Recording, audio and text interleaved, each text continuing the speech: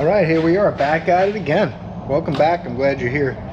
If you're new, I'm Jimmy. We're making it work. We're about to head out this back door, take a look at what we got for weather today before we get started with a day in the shop. Ooh, the sun is out this morning. Oh, not gonna be able to move the door with that in the way. Sometimes we got to make do with what we got as far as room goes and where equipment might be put. I don't understand it, but I'm old-fashioned. You guys might know I'm also old. I like things back where they go. You know, if you found it here, put it back.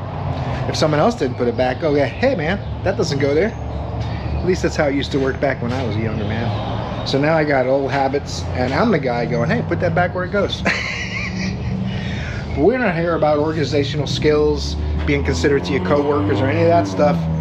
That's up to each individual, whether you want to treat people the way you want to be treated, or whether you're oblivious and you don't care. Anyway, Volkswagen, still not fixed. Even the Volkswagen whisperer hasn't figured it out yet. But he does seem to know what he's doing. He was coding modules and stuff I talked about a little yesterday. And he's actually a BMW expert, not a Volkswagen expert. But Donnie wanted him to take a look at it, see if the dumb old guy missed something. And the guy told me, I watched some of your videos, it looks like you know what you're doing. I figured it wasn't going to be something simple. So for some reason that new lock module and the ECU aren't happy. And he did some programming, I think, too, and got past some of the steps, but he hasn't gotten it all the way to where it would crank the engine up like it did that one Friday it ran. Let's put in some clips right here of what's going to happen in this video. First thing this morning, standing proud and tall. It has the factory tack, which all GTOs did. Alright guys, we got a beautiful Florida morning. The sun is up strong. It's a little bit late. I got to the shop at like 7:30 instead of my normal quarter after or so. But it is what it is. We're going to do what we got to do anyway. I know we're going to get that Lexus done. We're probably going to do a CAD on the F150. Probably going to work on the C10 a little bit. You saw in the clips. I don't have any idea yet. So let's get in there, get the shop open up and get started. Trying our best to learn a thing or two, teach a thing or two, and definitely have some fun. Stay tuned. First thing this morning, a little Lexus action. Look what these turkeys have done here, which is cool. The metal tube that rusted goes under the plastic tube that you have to take off to get it out, because you can't fit this plastic little nipple comes down from the plastic housing, and the metal tube has to go has to go past that. I could take the starter out, but I still don't think it'll fit. So obviously they just want you to risk breaking that plastic housing. So now as I try to take the plastic housing off, they're trying to see if they can get one. Hopefully Dorman makes one. So that's what we're doing now. We're gonna get that thing out of there one way or another. Of course the harness is attached to it, and there's 3 10s on each side of this housing. It's not hard to get off. A couple of hoses and all. Look at that mud that's in there. You wouldn't think a car that's only like 6-7 years old would be in that bad a shape, but it is nasty, people. Flush your cooling systems. I'm wondering if it rusted from the inside out because they had water in it for some reason, or just never serviced it, or whatever. I can only speculate. I think they're down here on vacation. I haven't seen this car before. They might have just moved here like everyone else in the country. Population in Florida when I moved here was about 9.5 million. Now it's 22 million, so that's where all the traffic comes from.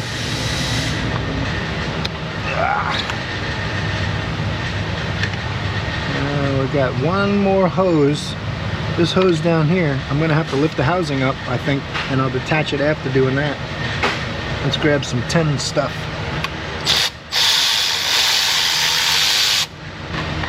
Uh-oh, can't get to that one. Gotta use a wrench. That's gonna be the rough one. I don't know how I'll ever get the bolt back in, but we'll see. There you go. Once you get it out of the housing, it falls out of the socket then. You just can't take it out on purpose.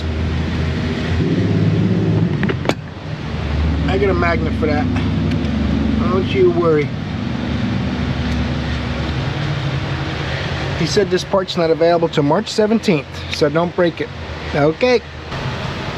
This is in the way, so you gotta take the bolts out of this too, and then use a little pry bar action to get this off the studs back here. So it's cool. They just really go out of their way.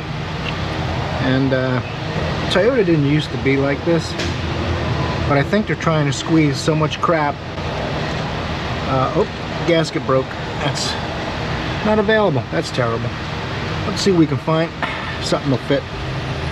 Might as well find them. Might as well find two of them now. We'll change both of them. Now I think I can get that tube out of there.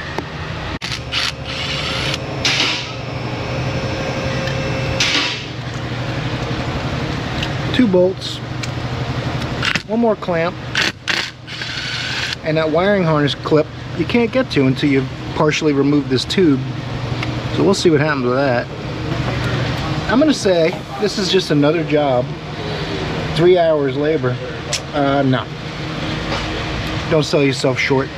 Make sure you raise the labor up a little bit, because at this point, the way these manufacturers have been doing this is Toyota too. Kind of disappointing, but they're no better. They're a manufacturer trying to make money and lessen the, they want to brag about cost of ownership and stuff, so they do it at the expense of the mechanics, and you're just expected to suck it up and deal with it. No, don't do that. You have to get what your time is worth and the time you think it'll take. Otherwise, you're better off not doing the job at all. Let someone else do it and undercut themselves. I'm a little older, a little more experienced, and this industry really takes mechanics for a ride, and they've been doing it for decades. You used to get 50% of the labor, and then little by little they've cut that back, and now they cut back the time, so they're all just taking whatever money they can get for themselves and making everyone else pay for it. So that's not happening. Sorry. No sirree, Bob. So I'm gonna get this out of this hose on the front. I got to get this out. Then I got to lift it up and try to get that connector out. And I got the clamp on the back of this, obviously faces down, because that's where you would face it. Uh-oh. I think it's gonna fit out a little better than that. Hitting the injectors and some other stuff. I can get to this hose clamp, I think, and maybe turn it to get to that, or I could just rip it out of there and not care, right? Yeah, that's not my style. Yeah, you just bend it, that's all. I'm putting a new one on anyway. So this has got that semi-permanent clipper doodle thing on it. Listen here, man.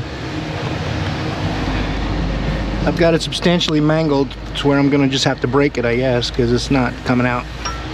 So, what are you gonna do, right? There are probably other ways to do this, with considerations for repair in the future, but I mean, we've been over this and beaten it to death probably, but they are not at all concerned with what happens after the warranty's up, obviously. Toyota's no different. The only question is, do I edit this down so it looks like 30 seconds, or leave it to show that it took 20 minutes to get this disconnected? I don't know. I have to think about it. Oh my goodness gracious, guys. What are we doing here, man? Other than making it so it can't be fixed. At least not while you maintain your patience level. Because we will get it out. Look at that. It's bending the metal bracket instead of the clip letting go. My goodness gracious. Come on, man. What are you people doing? I mean, was that gonna go anywhere? I guess they don't want it to rub on something, but there's a plastic housing here. There's nothing sharp even there. Some engineer was worried about it. Either Matsumoto or Masami or one of them guys was like, hey, you gotta be careful with that. You don't want to have that problem where that rubs through that thing. And they're like, Matsumoto, you're always so worried. Relax a little bit.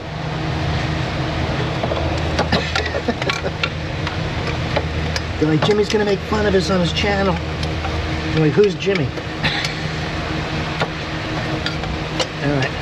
still can't get to that clamp. That's terrible news. And you can't even think about taking this out until you do. Cool.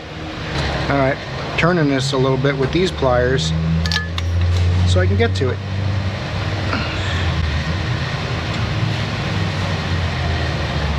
I'm gonna close this up a little bit. Now we'll see what we can do.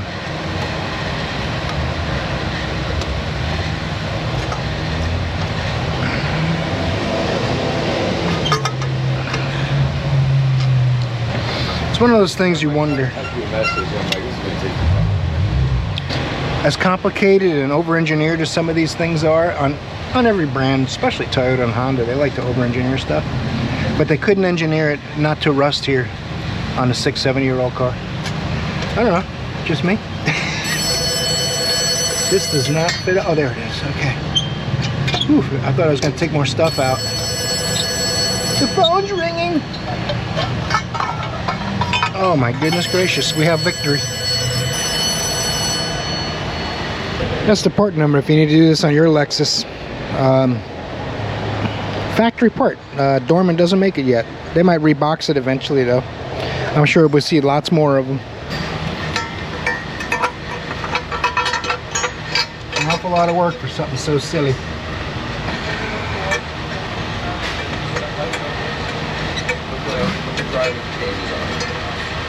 Alright, love it. There's only one way you can get this in. You jiggle and wiggle all you want. If it's not precisely where it needs to be. This is something they put on before the cylinder heads are even on, probably. That's my hunch.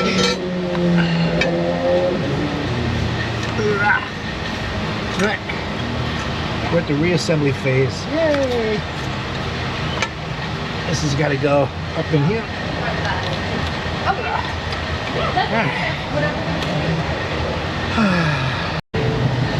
I'm gonna break my rule here, I think, and not turn this completely underneath. I have a lot of options because I don't want the next guy to have to go through what I did.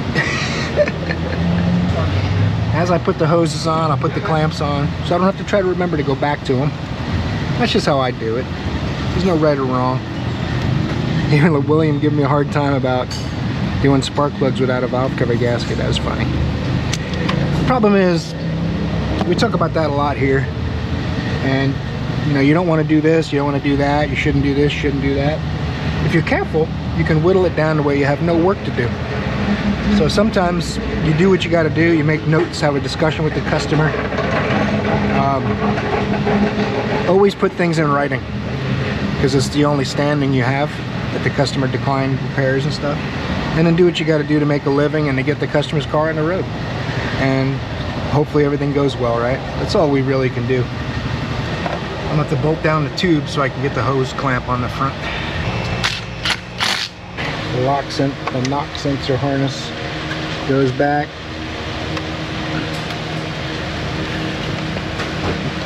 This is quite the interesting setup that I grabbed my bolts. I think they're 12mm head on those bolts.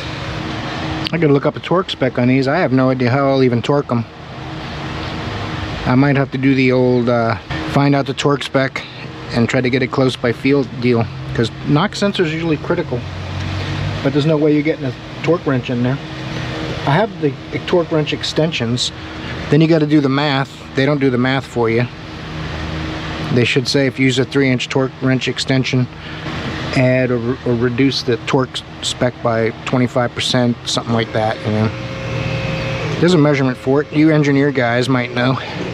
Of course, you design this stuff that I paint that you can't hardly figure out either. Hey, the good news, it's not a Volkswagen. That's pretty happy about that. If it's around 12 to 14 foot-pounds, it shouldn't be too much of a problem to get close and not have a problem with it. I don't think they're as critical as some of the Fords and Chevys. Some of those trucks with it in the valley like this, they're really critical. Keep it down over there. Jeez, man, you're standing right next to each other. It's like high school cafeteria. Well, to Lexus's credit, Fast and Furious, bro. I looked up the torque specs. It's 15 foot-pounds, and it says if you use a 22mm fulcrum, to reduce it to 13 foot-pounds. So that's roughly, I don't know, 20% or so, 18%. But mine is much longer. And I was going to try to use it and be really cool on YouTube, but it doesn't really help too much. I might be able to fit my torque wrench in there, and the problem is the injector's here and the other knock sensor's here, so it's a waste of time. So I wanted to do it for you. So what we're going to do is we're going to feel it out. I think I'm close already. I'm calling that 15. Then not 15. See? It's all right. All right, get this outlet housing bolted back on. We found a gasket. It's not quite right, but it's close, so should be good. Worst thing we have to do is take it all back apart and replace this housing, which I don't think this housing is as much work, although it's a lot easier to do while everything's apart like this. Now, try to get all tricky with my magnet. You got to go over that little harness that's in there for the knock sensors. If you try to go under it, you can't get the bolt up enough. You got to go push that harness down and feed the bolt over it. Gotta be tricky, basically.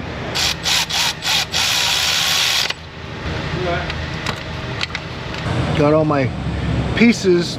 Some of these pieces came off in the rail, some stayed on the injectors. Got new O-rings, of course. You don't want to get too crazy with that. I'm gonna have to pull this harness out of my way first. These should just pop on like nobody's business. Get this harness clipped on after I get my nuts in place. We can start hooking up some lines. Before we get it bolted down, let's get this at least started. You see the condition of this ball? See what has this little edge? That's cast into it new. So there's, everyone always says replace them, but I've never seen where they were damaged when they came apart. Like I've said probably a couple times now, I apologize. But I haven't had a problem reusing them. And hopefully I won't, because nobody ever wants to buy them. It's like another $200 or something like that, 150. 2 bolts, 2 nuts.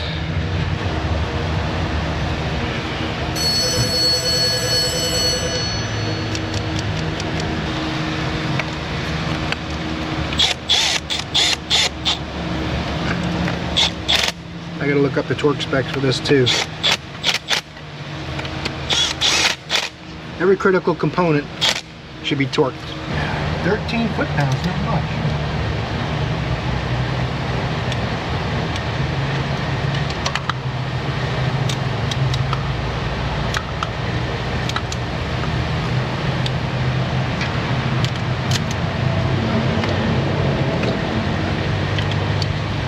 Try not to use extensions if I can avoid it.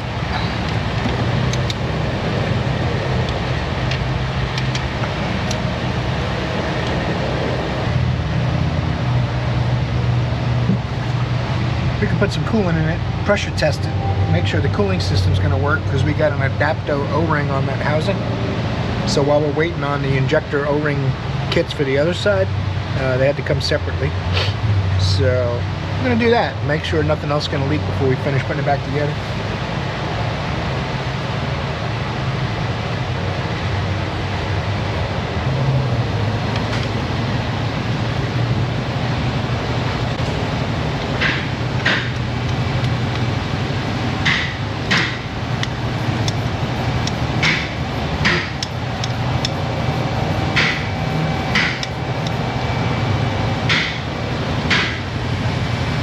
You guys look with me, see if you can spot anything.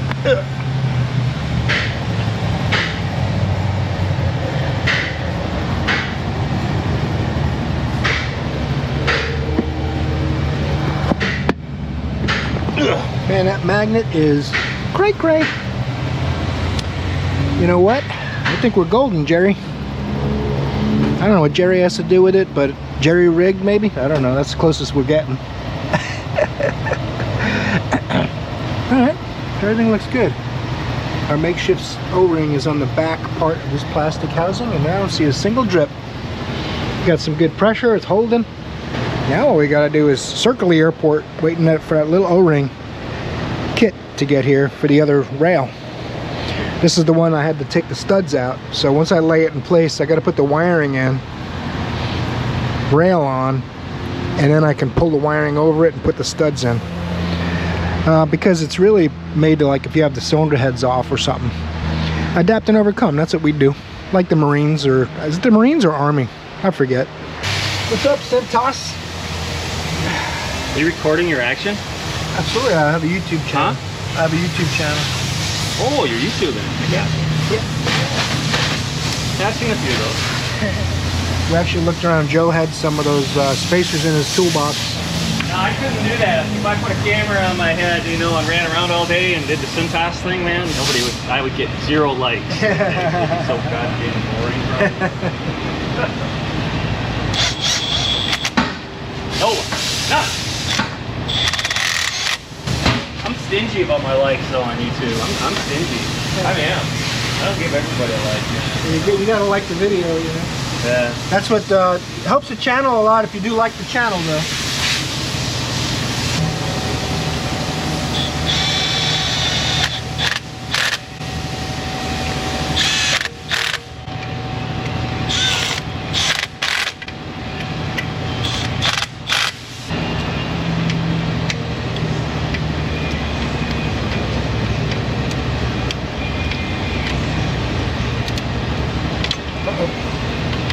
Hey, we were all going, man, someone's kicking the crap out of a skunk out here, and we look over, Bill's cleaning out his van. That's funny. He's like, you can't smell it. How do we know you pulled your van over? People that smoke a lot don't smell it. Like alcoholics don't get drunk when they drink, until they drink a lot. Same thing. These go good and tight. That's about the specification. It's not what causes the phone to ring, but coincidentally, it often will.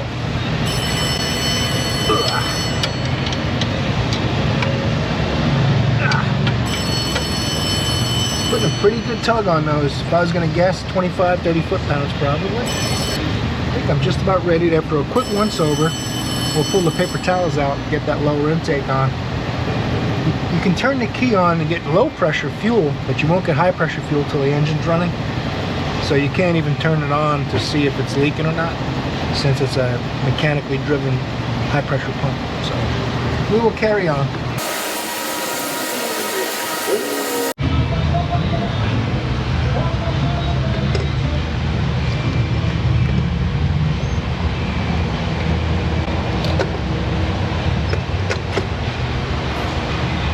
You can also put a piece of tape over that.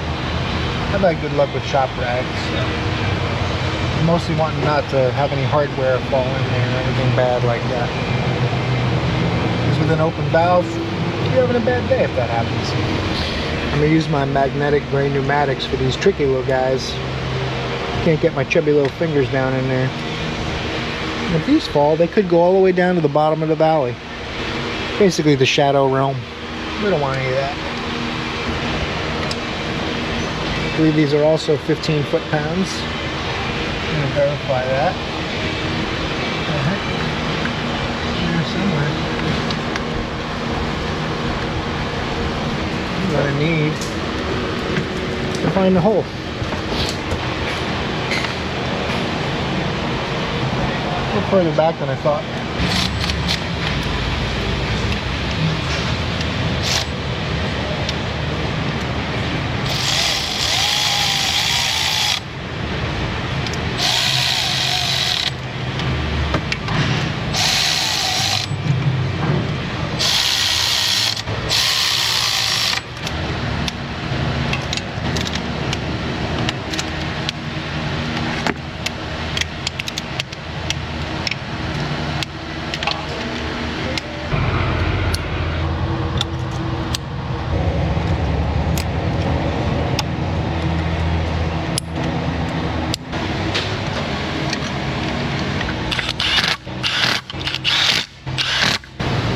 We got a new gasket in here. Now we're going back home. Alright. Now we'll see if we can squeeze her back in here. I gonna hook up some of these vacuum hoses now I think about it. I think I can hook some of these up. Oh, this one's gonna, oh, this is the one I was doing. I knew there was one. That's the one. I'll plug it in here, and then I will, it routes across a bunch of channels. The rest I can get it in place. Look at that. You always gotta looking for connectors, man. There's always another one you missed.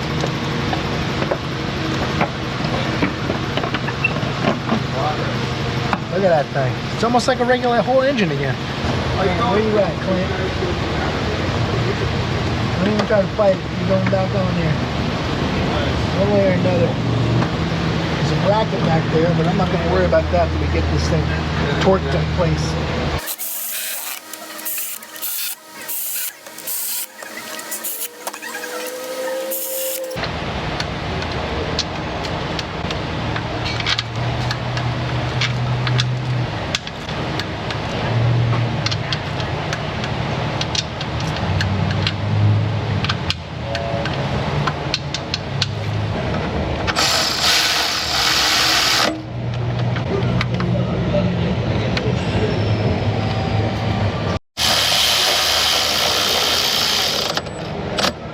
Living in America.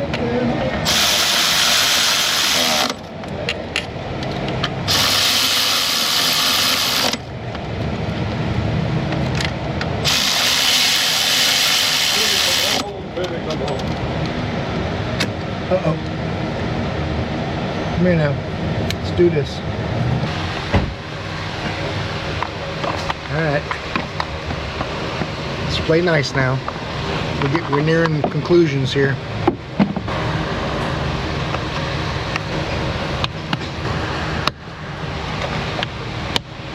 Come on. You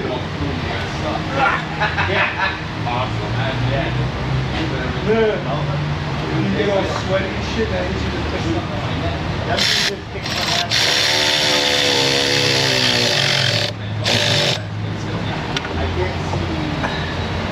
Oh, we are getting close, man. We're almost at startup mode. You guys got any work to do? Yeah, we're good, thanks. That's Josh's Subaru, the Volkswagen Whisperer. He's actually a BMW guy I mentioned yesterday, but oh look, the GTO is back. Got more carburetor problems. That thing's gonna need a carburetor, I think. All right, we're just about ready to fire this up. One more once over. Uh-oh. Can't even open the door till I put the front tires on. It hits the lift. That's a bummer. Now I can open the door since the lift isn't on. Under the car, under the door. And we turn the key on, try to get a little fuel pressure.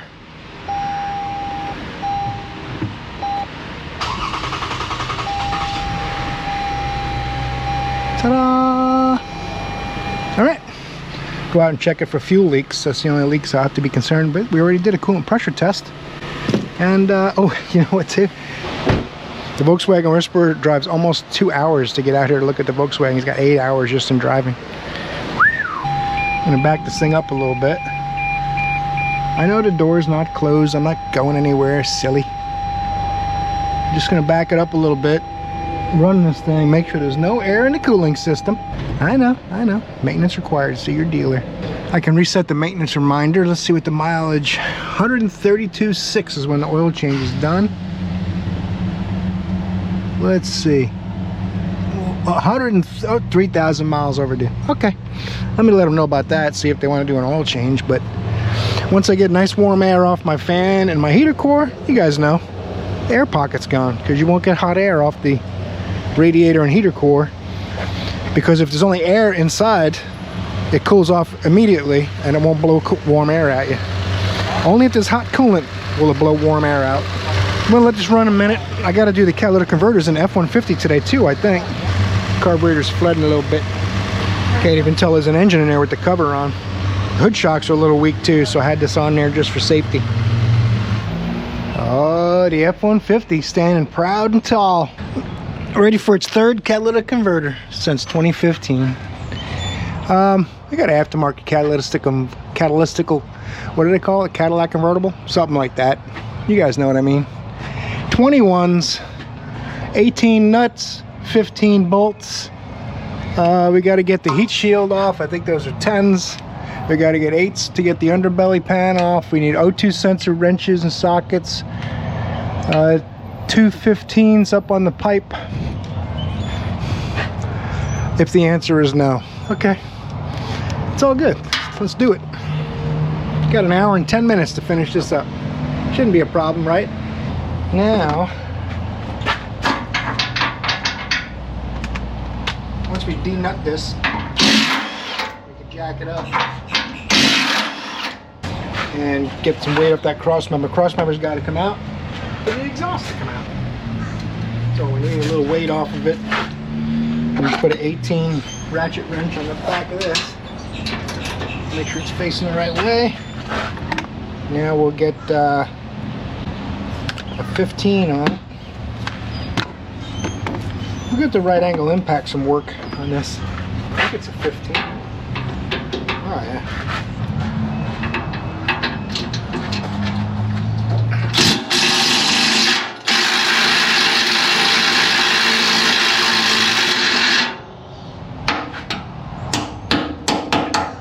Very tight, but it seems like the right angle is just not happy about the whole ordeal. What is going on? It's jammed in my ratchet wrench, so perfect.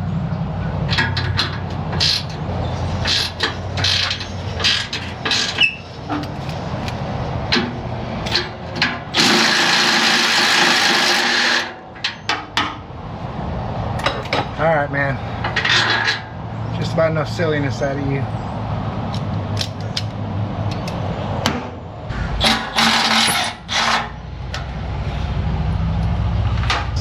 That's off already from last time. You should be trying to come up on out of there. It's going to be difficult. There you go. I know you're happy where you're at. We got to do this because we don't want no pesky check engine lights. We're going to put another aftermarket cat in. 6 months to a year or so from now, I predict, we'll put another one in. It's alright, keeps me busy. There's another 10 on this side I'm splitting.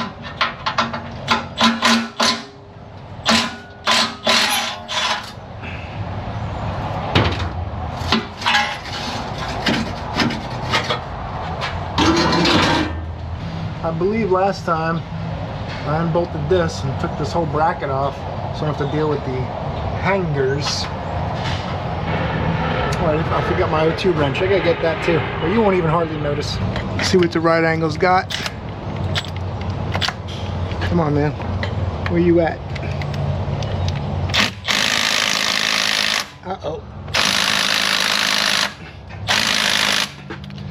Alright. I hear you. It's hard, I know. Same socket on the 1/2 inch, that's all. Mid torque. Not my big one. I didn't think it was going to be that tight. Haven't got my 6.0 battery back yet, by the way. They said they haven't heard yet. So I may just buy another one. When it comes back, I'll have 2. We'll see. They're expensive. They're like $80-something a piece from memory, something like that.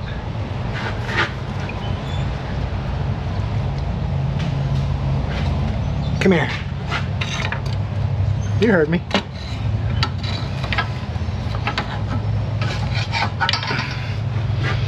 Who's your daddy? Showing off the Shogun. Alright, I've unplugged my oxygen sensors. Now I gotta get to those 2 guys up there. And shouldn't be nothing but a thing. I got my 1/2 inch to 3/8 Mac extension with a gray pneumatic 3/8 swivel socket, deep variety. And should be able to allow me to do it from down here. It's a couple feet away. That's no big deal. We got length. Sorry about my shiny head. Not much I can do about it.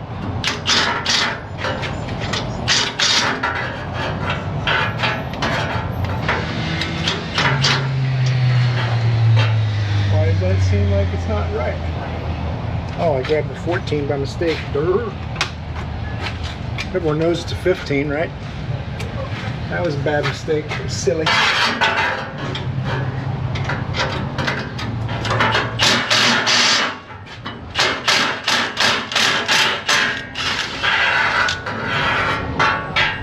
It's more like it. I did put some deep creep on there too.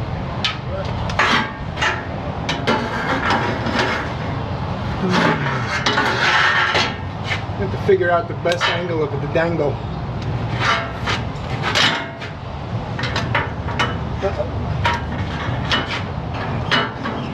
Oh my goodness, you're going to be an inch short now. How did I do it last time? I don't know. It all seems vaguely familiar.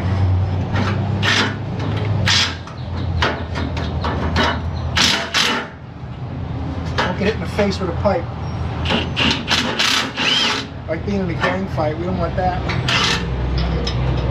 Ah. Gravity check the nut, that's okay. I don't want to gravity check the pipe though. I got enough stitches this week.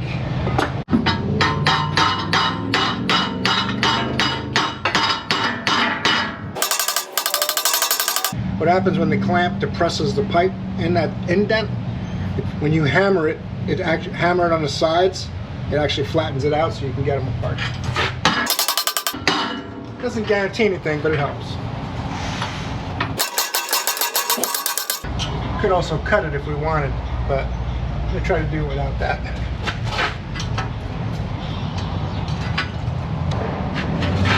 Unfortunately, it's bent in the most right where the heat shield is, and I can't really swing the hammer.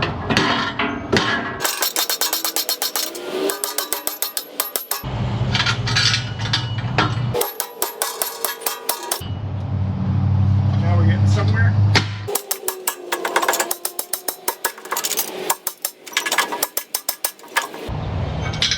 It's coming off.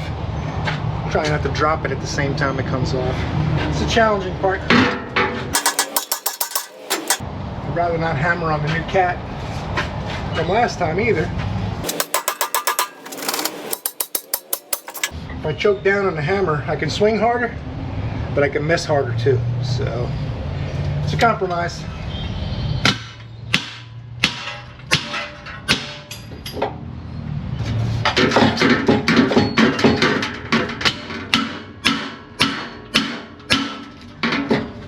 That's about that.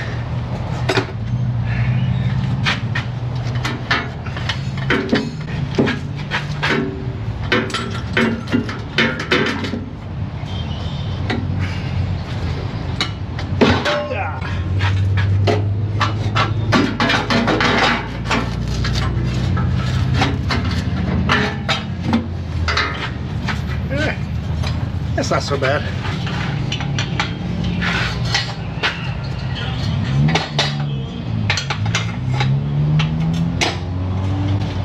Just a regular open-end gear wrench, no big deal.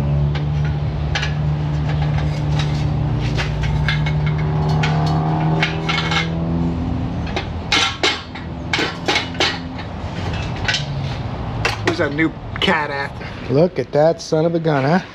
It's even slightly larger. So maybe it won't set a cat code. I also like this too. Much better flange than that stamped steel flange. So I got these loose, you saw that. I gotta get 8mm Allen key and get the bung plugs out of there. They love to plug their bungs. Luckily the flange will slip back, which actually helps you out, because you're not forced to line it up while you put everything else up.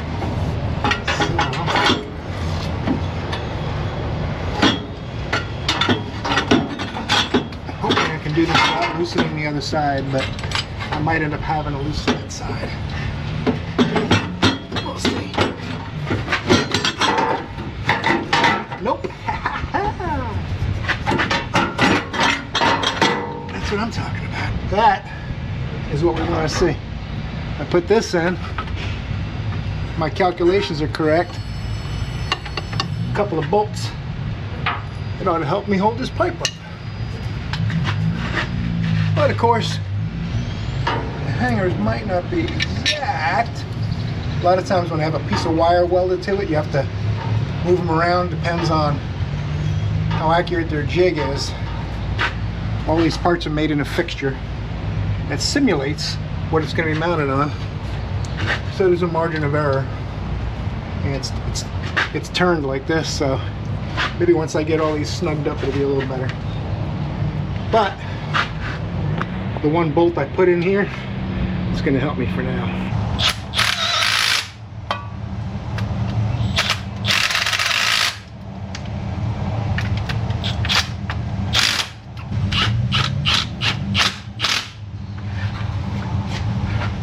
Try to tighten those evenly. Oh, oh.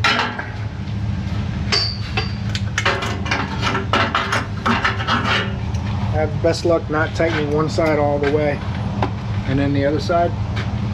Bring them in a little at a time and evenly, so the flange is fairly straight. And applying pressure squarely across that whole cone. It's got to be even pressure on both sides, otherwise a couple months later it'll be leaking on one side, I find.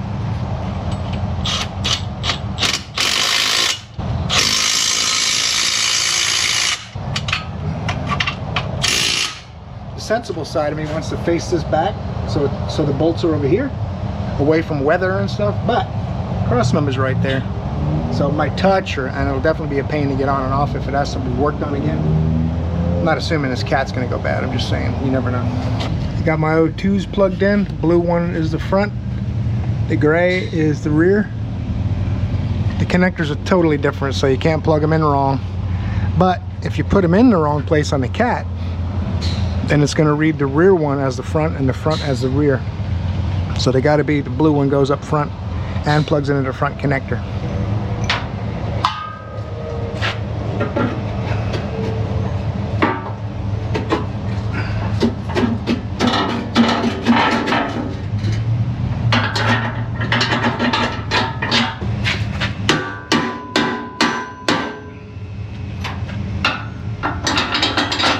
Doesn't get much easier than that.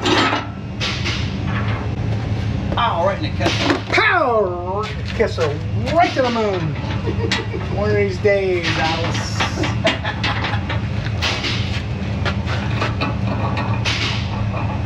Oh, Ralph.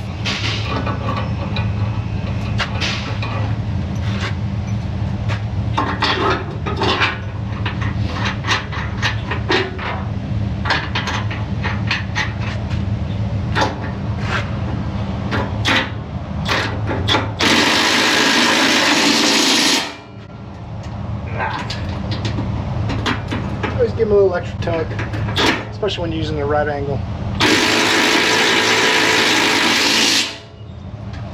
See what I mean?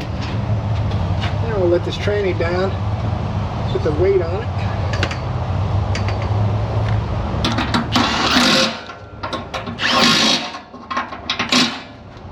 Now maybe because I'm a nervous Nelly, whatever the case may be, I'm going to take this here pole jack, take it out from under the truck, and put it someplace else.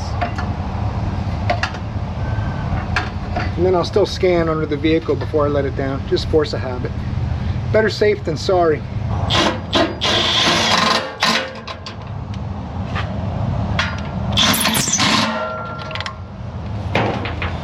Just got to tighten that one.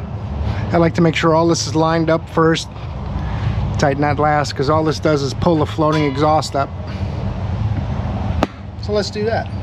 13s. It came with hardware, with springs and all kinds of cool stuff, but it doesn't reach anywhere. There's no place I can use it. So put it aside for the next time I might need it on something else.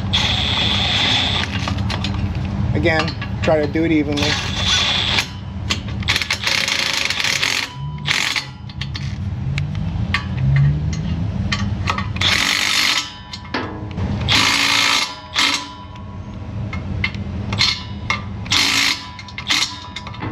Looking at the threads here, make sure they're pretty close. They don't have to be exact, but you don't want the flange on there like that. That's what I'm saying.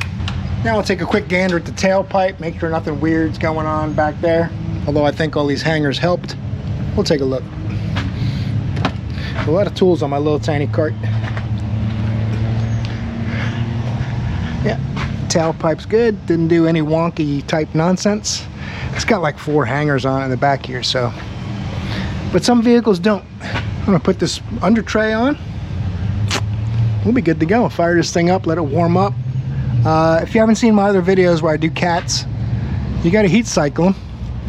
It's always best to get it good and hot, idle in 20-30 minutes, shut it off, let it cool, if you can, to room temperature before you start it up and drive it. If you don't have that kind of time, at least let it cool a couple hours. Then the cat will be what's called bedded in. They use adhesives to hold things together. And if you just go romping on this on the highway, going 80 miles an hour when you just put it in, you're definitely gonna have cat codes. At least there's a chance if you do a heat cycle. So I'm gonna throw this in, we're gonna fire it up.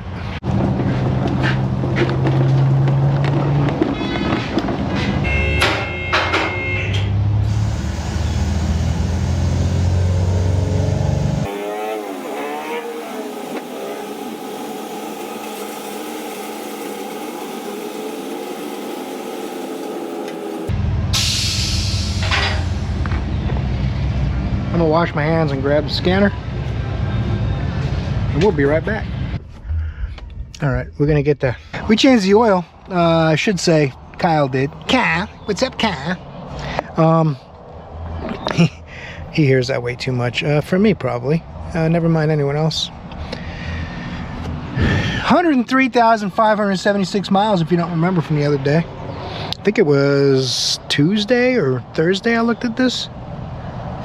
I'm just going to go into PCM, down in the P's range, PCM.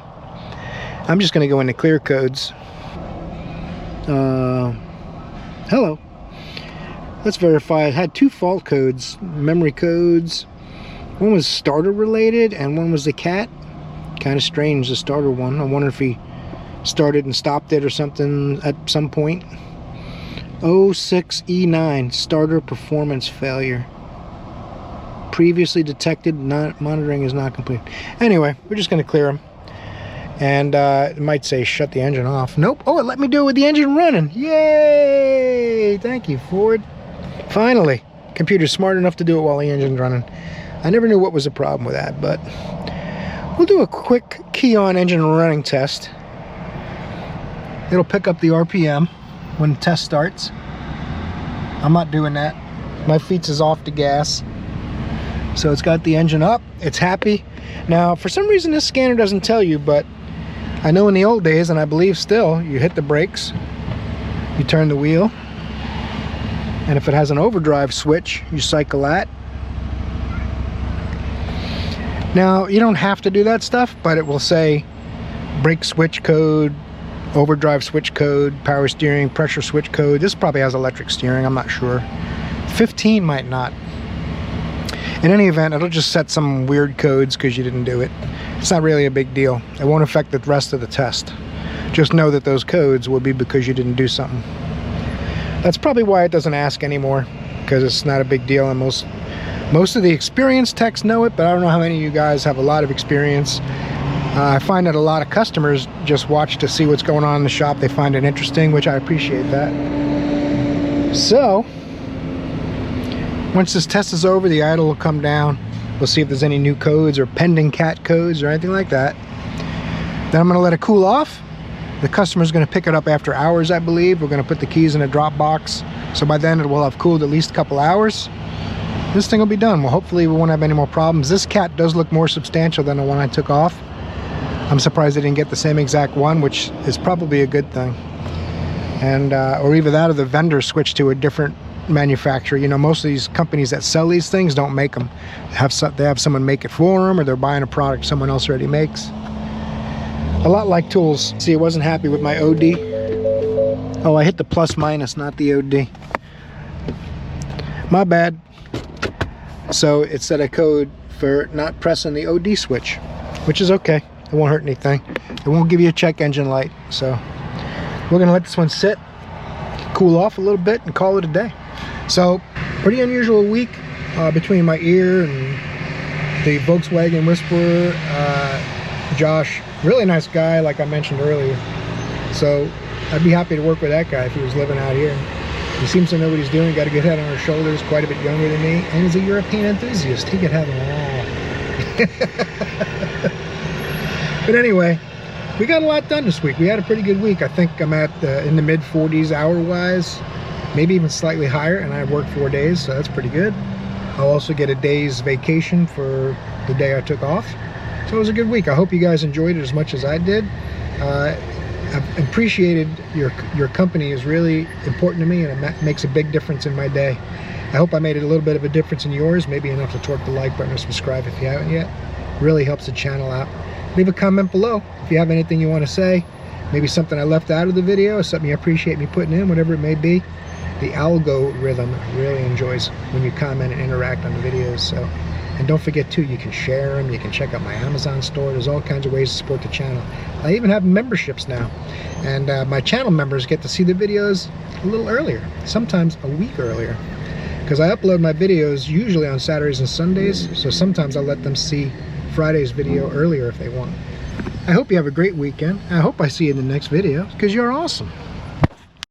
Some people want to see a little more of the GTO. It does have the 400. I'm not sure if it's the original one, but that's the basic Pontiac 400. Comes with the chrome valve covers, but it has a quadrijet normally. They got a Holley on there, which is the main problem with the car, is the Holley carburetor. If anyone that has been doing this a while, if you're a tinkerer, Holley carburetor on your weekend cruiser fun car is great, but if you're not much of a tinkerer, you're better off with the Edelbrock one or a quadrijet carburetor. It'll make plenty of power, and it's less cantankerous. You know that word, cantankerous? The problem with this car is, I don't know if you can see it on camera, but there's quite a few bubbles in the paint. It's all, what that is when someone painted it, they sanded everything down, primed it, and painted it. And there's little pinholes of rust. So all of that's coming through, lifting the paint up. There could be pinholes in the Bondo too, but they generally tend to be almost immediate when that happens. Usually rust does what this is doing, but it is a nice car. I like the factory PMD wheels. It's a manual transmission car, factory bucket seats, factory console. It has the factory tack, which all GTOs did. They added the kick panel speakers, which are kind of cool actually, the way they did them. 6x9s probably in the back somewhere in the trunk or something like that, and it has a dash speaker in the center. I was a Pontiac guy when I was a kid. My first car is 68 Firebird convertible. Then I had a 69 Firebird, I had a 68 and a 69 GTO. Had quite a few of them. Then I started getting Chevrolets because they were cheaper. Other side, same thing, paint's pretty good. From 20 feet away, a car is beautiful. It's got a ding right here. I almost wouldn't even want to paint it if it was my car. I'd maybe get the door fixed and the rest of the car leave. It's got a chip here and there, but if you're going to drive it, it's in nice shape.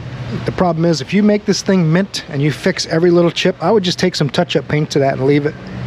If you get all this fixed and you make the car absolutely mint, that next rock, chip, or scratch just kills you. And it's going to happen, just a matter of when. Everybody wanted to see a little more of it, so figured I would show you guys.